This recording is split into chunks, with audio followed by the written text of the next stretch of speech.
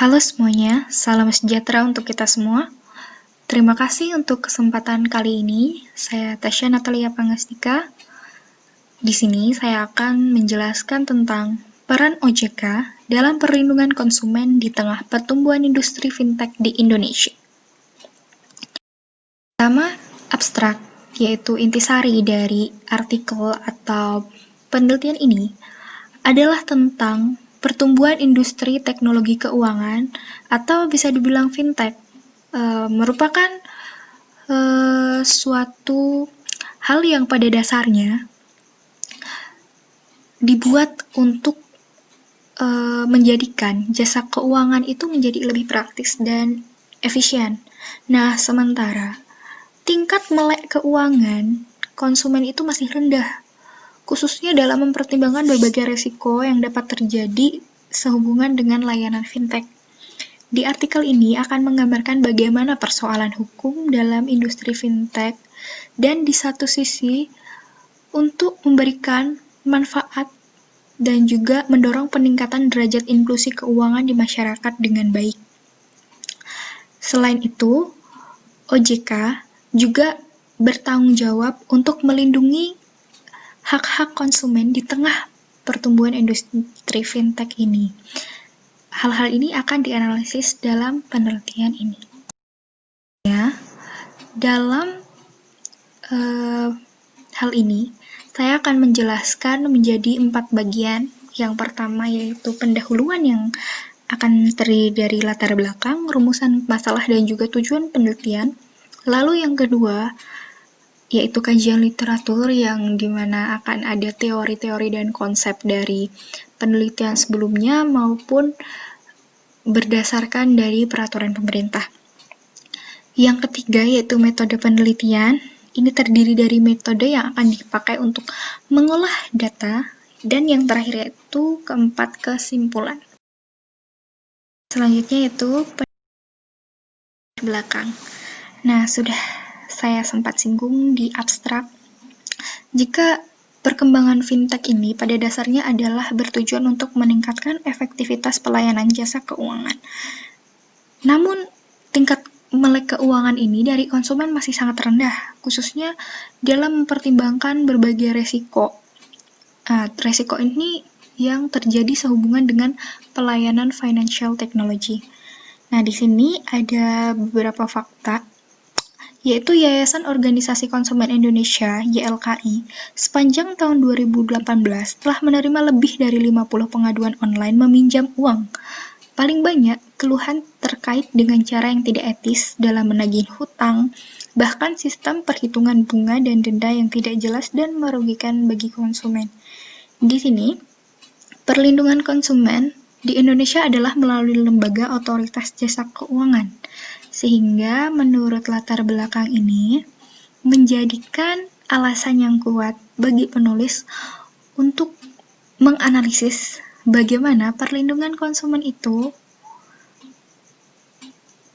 dalam menanggapi pertumbuhan industri financial teknologi saat ini melalui otoritas jasa keuangan.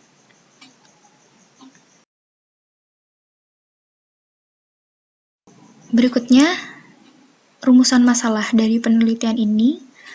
Yang pertama yaitu bagaimana peraturan OJK memberikan perlindungan konsumen dan juga memberikan regulasi untuk memitigasi risiko bagi perusahaan atau pihak terkait, terutama dalam pertumbuhan industri fintech di Indonesia. Yang kedua yaitu bagaimana analisis pentingnya perlindungan konsumen di tengah industri fintech dan pemeriksaan peran OJK melalui kebijakan yang terkait. Berikutnya, untuk tujuan penelitian, untuk mengetahui peraturan OJK dalam memberikan perlindungan konsumen dan juga memberikan regulasi untuk memitigasi risiko bagi perusahaan atau pihak terkait, terutama dalam pertumbuhan industri fintech di Indonesia. Yang kedua, yaitu untuk memberikan analisa pentingnya perlindungan konsumen di tengah industri fintech dan pemeriksaan peran OJK melalui kebijakan yang terkait. Selanjutnya yaitu bab 2, kita akan membahas tentang kajian literatur. Literatur ini terdiri dari teori dan juga konsep. Pertama itu menurut hukum Moore. Jadi, kecepatan teknologi itu akan tumbuh secara cepat, yang mana dia akan menurunkan dari biaya komunikasi. Sehingga kemajuan TI atau teknologi informasi akan terus memainkan peran penting dalam pengembangan industri jasa keuangan.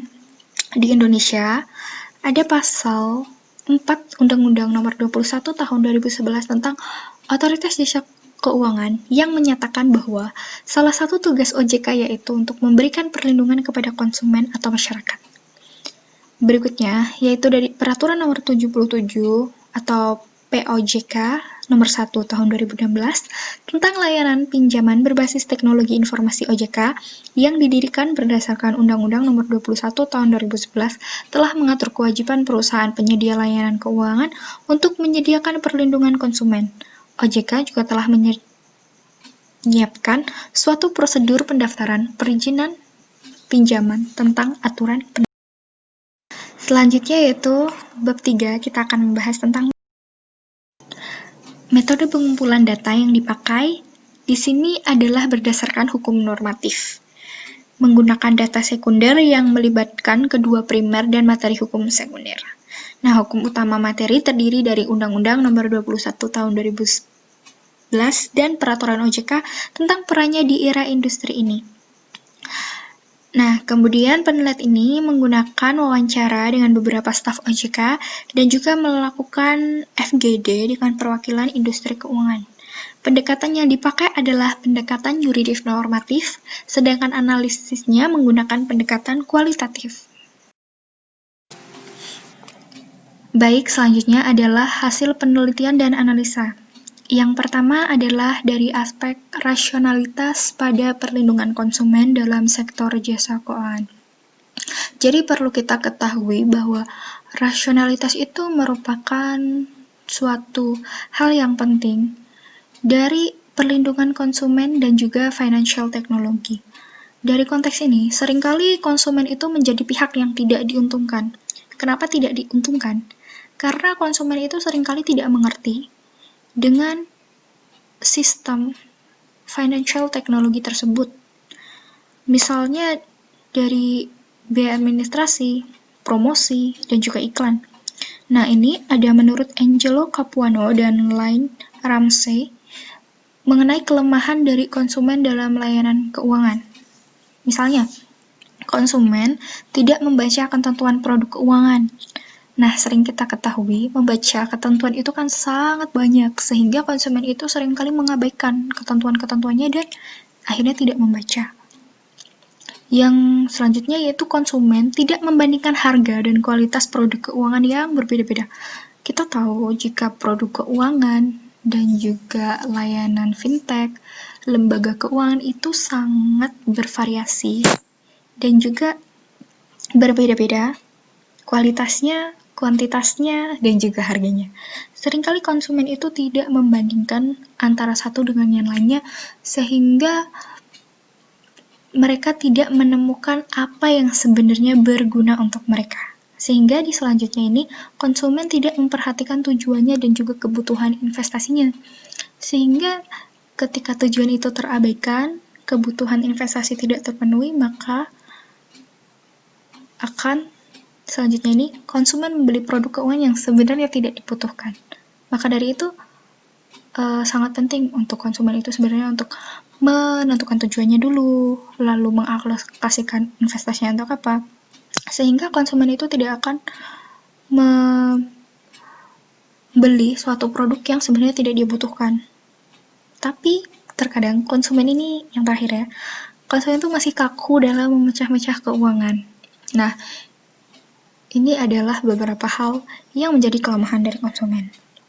Selain itu, dari OJK, untuk mewujudkan perlindungan konsumen ini, layanan keuangan atau fintech sebenarnya itu harus mendorong transparansi produk. Nah, Dalam perspektif perlindungan konsumen, ada beberapa hal yang harus diatur, seperti mekanisme standar pengaduan konsumen, lalu resolusi keberadaan lembaga yang independen dalam perselisihan konsumen. Maksudnya di sini adalah ketika ada perselisihan konsumen, harus ada lembaga independen yang mengaturnya. Nah, yang terakhir itu adalah program pendidikan dan pemberdayaan konsumen. Karena perlu kita ketahui yaitu untuk transparansi produk. Ketika suatu lembaga keuangan sudah menyediakan transparansi data yang disediakan untuk konsumen, tapi ketika konsumen itu tidak memiliki edukasi yang baik terhadap data tersebut, maka sama sekali tidak berguna data transparansi yang sudah diberikan. Nah, di sini OJK telah menimbang berdasarkan Undang-Undang Nomor 8 Tahun 1919 tentang Perlindungan Konsumen yang mengatur kewajiban pengusaha memberikan informasi yang jelas, benar, dan adil.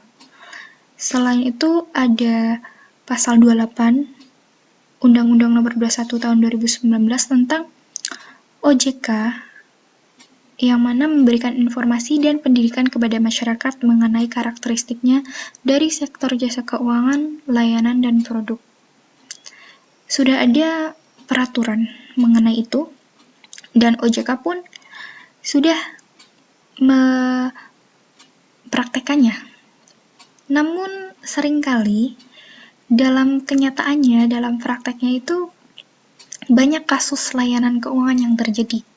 Masih ada banyak lembaga keuangan melanggar kewajiban mereka dan memiliki dampak kerugian pada konsumen. Nah, ini ditunjukkan oleh jumlah komplain atau pengaduan konsumen kepada OJK yang masih banyak.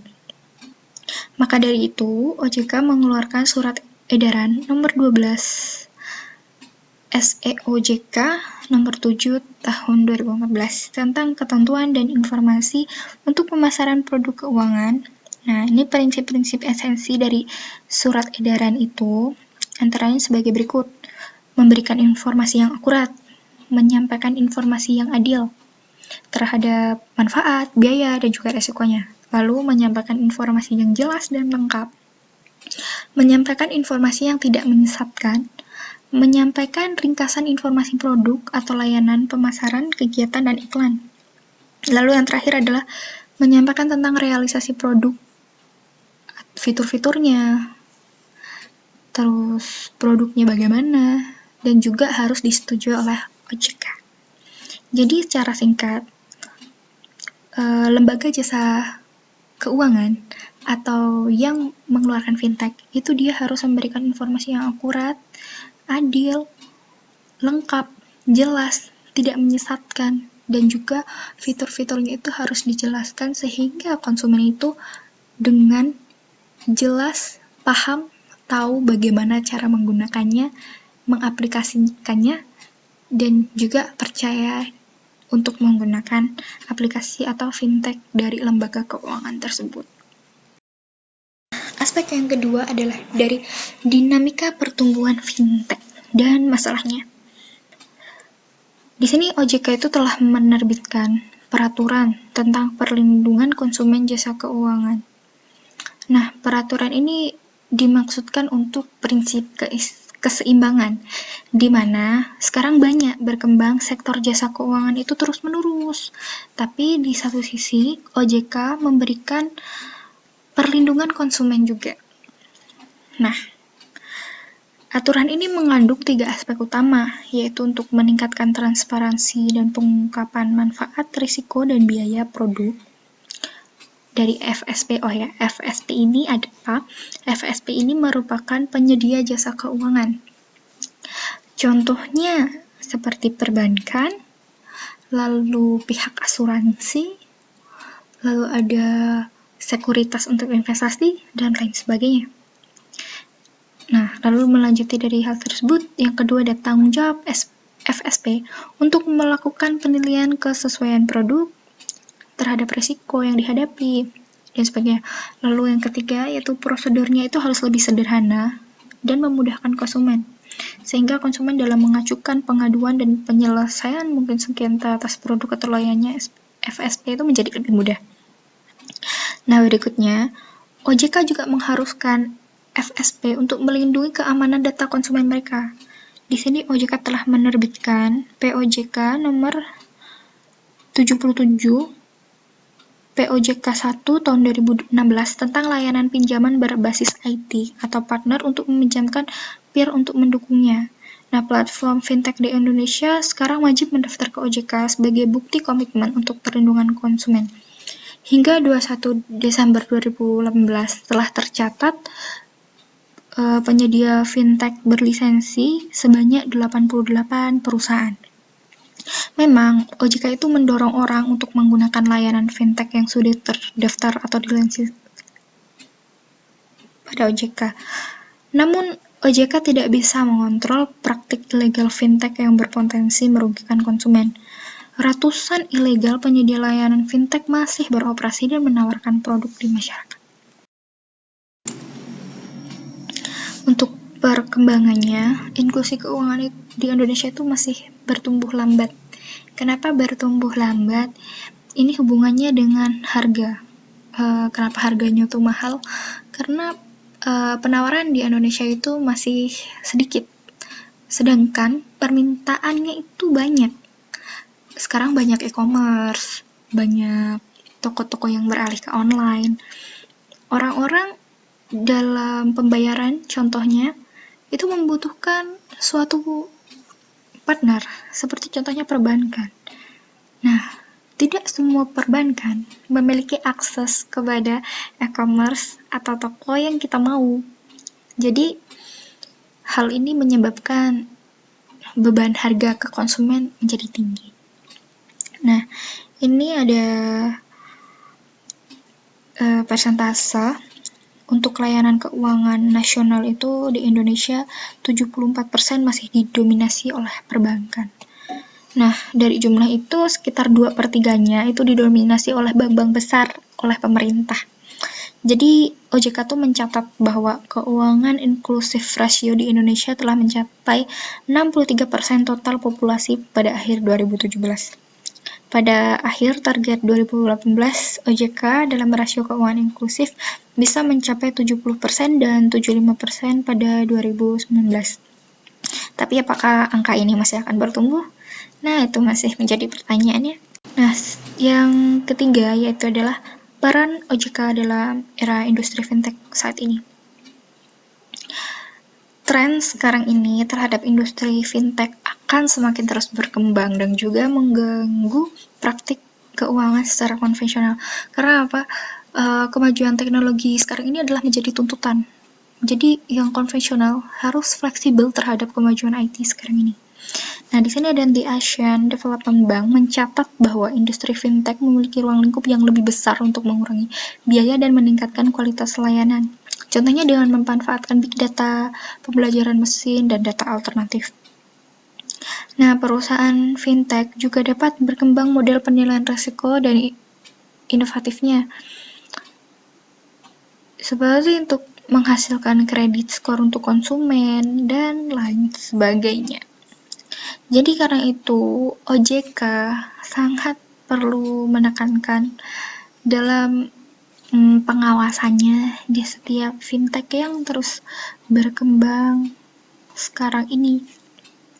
Karena selain perusahaan besar yang telah masuk dan berkecimpung dalam fintech sekarang ini, perusahaan-perusahaan kecil, perbankan, dan juga keuangan lainnya pasti akan terus berlomba, sehingga dari OJK perlu menerapkan pengawasan yang ketat sehingga perlindungan konsumen itu akan selalu terjaga. Nah, berikutnya di sini ada rekomendasi dari Asian Development Bank untuk OJK dalam mengambil langkah-langkah untuk penegakan hukum secara preventif. Nah, ini menurut peraturan OJK nomor 13 POJK 2 tahun 2018. Itu yang pertama, ada menciptakan sistem identifikasi digital nasional, akan memastikan bahwa setiap orang Indonesia memiliki keunikan nomor demografis. Ini sudah dicontohkan dengan adanya nomor di ID card kita masing-masing atau KTP. Nah, dengan nomor KTP itu kita bisa mendaftar di beberapa fintech dan itu bisa menjadi suatu langkah yang mudah dalam pengawasan OJK. Yang kedua adalah memperluas akses ke keuangan jasa. Nah, dorongan pemerintah yaitu untuk digitalisasi pembayaran. Yang ketiga yaitu meningkatkan hampir universal ke ponsel. Nah, ponsel ini menjadi media kita dalam melakukan suatu transaksi keuangan.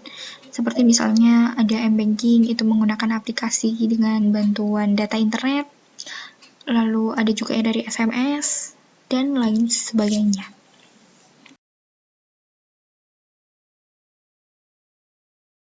Bagian yang terakhir yaitu kita udah sampai ke kesimpulan. Jadi OJK itu masih menghadapi banyak tantangan dan kendala dalam mengimplementasikan kebijakannya, terutama dalam pertumbuhan industri fintech. Salah satu tantangannya yaitu OJK harus mengendalikan dan mengatur pertumbuhan fintech, tapi di satu sisi dia harus memberikan perlindungan konsumen. Nah, salah satu hal yang dilakukan adalah menerapkan dari hukum perlindungan data pribadi dan juga peraturan OJK tentang perlindungan data konsumen. Nah, selain itu OJK harus terus meningkatkan sistem internal mereka untuk membuat sistem itu lebih efektif dalam membangun sistem pengawasan yang Nah, selain itu OJK harus terus mengoptimalkan peran mereka dalam mencegah bahaya konsumen, melakukan berbagai tindakan pencegahan dan meningkatkan pendidikan atau edukasi kepada konsumen. Karena apa?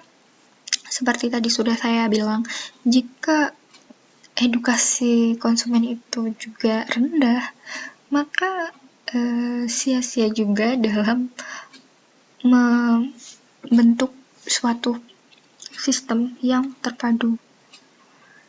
Berikutnya adalah pengembangan dukungan fintech infrastruktur. Jadi, misalnya fitur-fitur dari fintech itu harus mulai dipahami dan juga lebih user friendly. Nah, itu akan lebih memudahkan kita dalam kita sebagai FSP misalnya itu dalam mengedukasi konsumen, sehingga di satu sisi dalam pengembangan fintech itu akan lebih maju dan juga edukasi untuk perlindungan konsumen itu juga lebih bisa dikendalikan.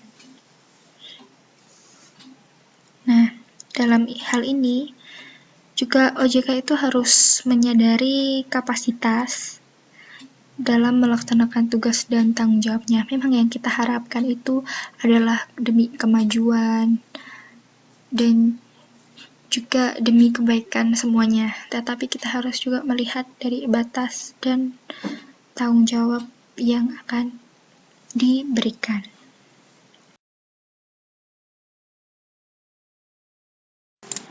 Baik, telah selesai presentasi kali ini. Terima kasih sudah menonton dari awal hingga akhir. Tuhan memberkati.